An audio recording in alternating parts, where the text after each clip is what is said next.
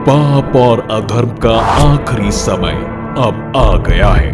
काल ने रावण के लिए अपने दरवाजे खोल लिए हैं। लंका के शूर वीरों, आज हम सब समय के उस मोड़ पर आ खड़े हैं जहां या तो राक्षस जाति का नाश होगा या फिर आज के बाद धरती का हर एक प्राणी हमारे नाम से थर थर कांपेगा।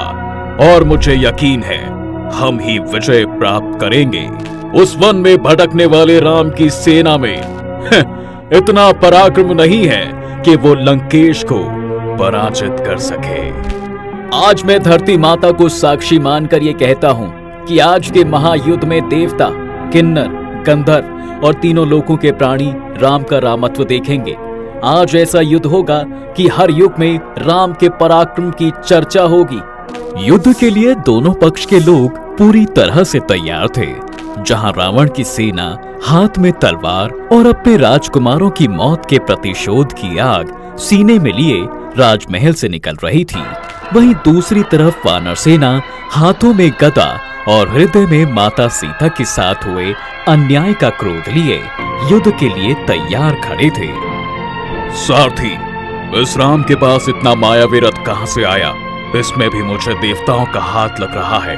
हाँ महाराज, ये रथ तो देवराज इंद्र का है। इंद्र की इतनी हिम्मत कि वो मेरे खिलाफ जाकर राम की मदद करे। बस कुछ देर की और प्रतीक्षा है।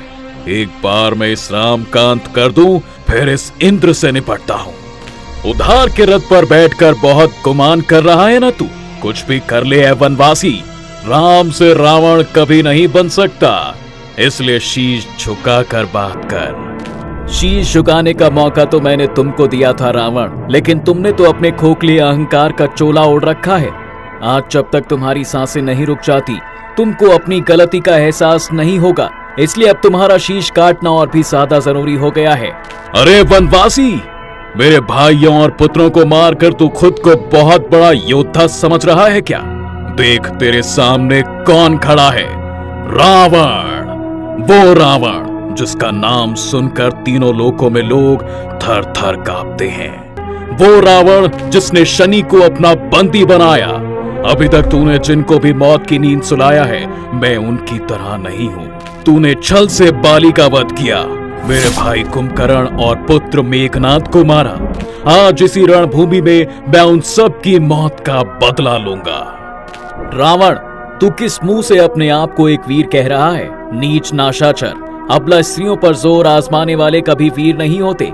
तू सिर्फ एक कायर है, कायर। सुन ले धर्म की मर्यादा तार तार करने वाले पापी, तेरे पाप का दंड आज तुझे जरूर मिलेगा। क्या बोला? तू मुझे दंड देगा?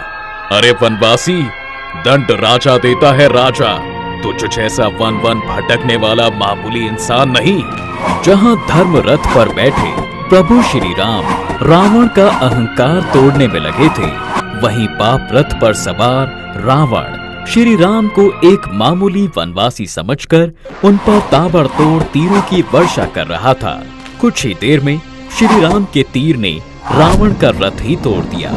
इसके साथ ही उसके सारथी का भी प्रभु ने वध कर दिया। क्रोध में लाल श्री राम ने अपने अगले तीर से सीधा निशाना रावण के शीश पर लगाया और उसका सिर धड़ से अलग हो गया। लेकिन तभी धड़ पर नया सिर उग गया। ये देखकर सभी हैरान थे। इसके बाद श्री राम ने फिर से रावण के शीश पर निशाना साधा, लेकिन फिर से वही हुआ। शीश तो कट गया, लेकिन धड़ पर फिर से नया सिर उग गया। प्रभु राम की सेना ये देखकर बहुत विचलित हो गई। जांबवंत जी, ये सब क्या हो रहा है? प्रभु के वार निष्फल क्यों जा रहे हैं? नहीं अंगद, रघुवर के वार निष्फल नहीं हो रहे हैं। ये तो रावण की माया है। जब जब उसका शीश कटेगा, अपने आप उसकी धड़ पर नया शीश आ जाएगा। तो फिर रघुवर रावण के हृदय पर निशाना क्यों नहीं लगा रहे? हृदय पर तीर लगते ही तो उसका वध निश्चित है। ये पूरा युद्ध स्वर्ग में बैठे देवता महादेव और ब्रह्मा जी भी देख रहे थे। जांबवंत और अंगद के बीच हो रही इस वार्तालाप को सुनकर ब्रह्मा जी युद्ध भूमि में प्रकट हो गए और अंगद को उसके सवाल का जवाब देने लगे। अंगद, श्री राम कभी भी रावण के हृदय पर बाण नहीं चलाएंगे, क्योंकि उनको पता है कि रावण के हृदय में सीता का वास है।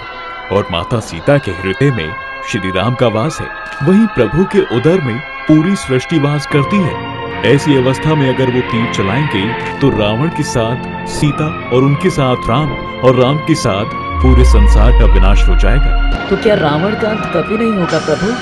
होगा, जरूर होगा। इतना कहकर बस ब्रह्मा जी वहां से चले गए। उन्होंने ये तो नहीं बताया कि रावण का वध आखिर होगा कैसे, लेकिन इतना आश्वासन जरूर दे दिया कि वध तो जरूर होगा।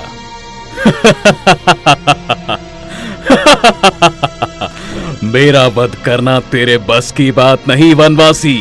अपनी जिद छोड़ दे और मेरे सामने अपना शीश झुका दे। तभी रावण का भाई विभीषण राम जी के पास जाकर उनको ब्रह्मा जी द्वारा रावण को दिए वरदान के बारे में बताता है। प्रभु ब्रह्मा जी के वरदान से दशनन की नाभि में अमृत है, जो एक विशेष मृत्यु बाण से ही सूख सकता है, तभी रावण की मृत्यु होगी। प्रभु, आप बिल्कुल भी चिंता न करें। मैं कैसे भी करके रावण के महल से वो बाण लेकर आऊंगा। विभीषण जी, इस समय वो मृत्यु बाण है कहाँ? हनुमान, बाण होगा कहाँ ये तो मुझे नहीं पता, लेकिन हाँ, इस बारे में भाभी मंदोदरी को अवश्य पता होगा। इसके बाद बिना समय गवाए बजरंगबली ने उड़ान भरी और वो सीधा रावण के महल के बाहर पहुंच गए। प्रभु का ये कार्य पूरा करने के लिए मुझे कोई ना कोई स्वांग तो जरूर रचाना होगा, तभी मैं उस मृत्यु बाण तक आसानी से पहुंच पाऊंगा। पलक झपकते ही हनुमान जी ने अपना रूप बदल लिया और वो साधु के भेष में आ गए। बम बम भोले, बम बम भोले, बम बम भोले। भूत वर्तमान को देखूं मैं, मुझसे कुछ भी छिप न पाए। कल क्या होगा जान लो, कहीं देर ना हो जाए। बम बम भोले। अपनी धुन में गुनगुनाते हुए हनुमान जी सीधा महल के अंदर चले गए, जहां जाते ही उन्हें हैरान परेशान अवस्था में रानी मंदोदरी मिलती हैं। प्रणाम महारानी, आप बहुत परेशान लग रही हैं। लगता है लंका और लंकेश की चिंता आपको खाई जा रही है। ऋषिवर, मैं लंका के भविष्य को लेकर बहुत विचलित हूँ। आप ही बताइए ना, क्या होगा आने वाले समय में? पुत्री, तू क्यों परेशान होती है? लंकेश तो महादेव के भक्त हैं और तुम्हारी पतिव्रता शक्ति भी तो उसकी रक्षा कर रही है। इसके बाद साधु रूपी हनुमान जी अपनी पोटली से एक पुस्तक निकालते हैं। नहीं, ये नहीं हो सकता। क्या हुआ ऋषिवर, कोई समस्या है क्या? हाँ देवी, ऐसा लग रहा है कोई वानर समस्या उत्पन्न कर सकता है।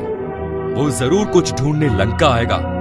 मेरे ग्रंथ तो किसी अस्त्र की ओर इशारा कर रहे हैं। कहीं वो मृत्यु बाण तो नहीं? हाँ, ये मृत्यु बाण ही है। जल्दी जाइए और उसको सुरक्षित करिए। मृत्यु बाण का नाम सुनते ही हनुमान जी की एक अलग ही उत्सुकता मंदोदरी ने भांप ली और वो समझ गई कि दाल में कुछ तो काला है। वो समझ गई कि ये कोई साधु नहीं बल्कि साक्षात हनुमान जी हैं। इसके बाद उन्होंने महाबली को अपने असली रूप में आने को कहा और महल से निकाल दिया। महल से निकलते ही हनुमान जी यमराज जी को याद करते हैं और उनसे मदद की गुहार लगाते हैं। क्या हुआ हनुमान, तुमने मुझे याद किया? मेरे पास एक योजना है जिससे रावण खुद हमें अपनी मृत्यु बाण तक ले जाएगा। इसमें मुझे बस आपकी मदद लगेगी। आप अपने विकराल रूप में एक बार रावण के सामने चले जाइए। उसको लगेगा कि बाण तो उसके पास है, तो उसकी मृत्यु कैसे मुमकिन हो सकती है। फिर वो खुद अपने बाण के पास जाएगा और उसकी गलती का हम फायदा उठा लेंगे। हनुमान जी की योजना के अनुसार ही यमराज जी चल रहे थे। वो रावण के सामने अपने खतरनाक और विकराल रूप में आ गए। अब रावण को भी लगा कि मेरी मौत कैसे नजदीक आ सकती है। इसका साफ मतलब था कि रावण हनुमान जी के जाल में फंस गया था। बस फिर क्या था, रावण ने रणभूमि में अपने सामने एक काला धुआं उत्पन्न किया और उस धुएं की आड़ में उसने अपनी माया से दो रूप धारण कर लिए। एक रणभूमि में ही श्री राम के साथ युद्ध लड़ रहा था और एक अपने मृत्यु बाण की ओर निकल पड़ा। हनुमान जी भी उसका पीछा करने लगे थे। मैं जानता था कोई भी इस मायावी गुफा से मेरा मृत्यु बाण नहीं ले जा सकता। बहुत हुई समय की बर्बादी। अब जाकर उस वनवासी को समाप्त करता हूं। हनुमान जी ये सब कुछ दूर खड़े होकर देख रहे थे। रावण के वहां से निकलते ही उन्होंने बड़ी ही चालाकी से रावण का मृत्यु बाण वहां से उठा लिया और सीधा रणभूमि की ओर निकल पड़े। हनुमान जी ने तीर लेकर चुपचाप रथ में सवार राम जी के तरकश में ले जाकर रख दिया। अब इस दशानन की जान बचने की कोई आशा नहीं बची है, क्योंकि इसको मारने वाला मृत्यु बाण अब प्रभु के तरकश में पहुंच चुका है। मैं जानता था आप कभी भी प्रभु का कार्य करने में असफल नहीं होंगे। आज के सूर्यास्त के साथ पाप का साम्राज्य भी खत्म हो जाएगा। अब प्रभु के हर एक वार के साथ अधर्मी रावण अपने अंत के निकट जाता जाएगा। प्रभु राम इस बात से परिचित नहीं थे कि उनके तरकश में मृत्यु बाण है।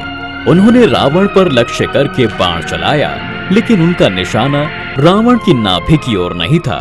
तभी हनुमान जी ने बाण को बिना हाथ लगाए उसकी दिशा बदल दी। नाभि पर तीर लगते ही रावण का मृत शरीर जमीन पर गिर गया। प्रभु देखिए प्रभु, तीनों लोकों में आपकी जय जयकार गूंज रही है। लंकेश पर मेरे प्रभु की विजय हुई।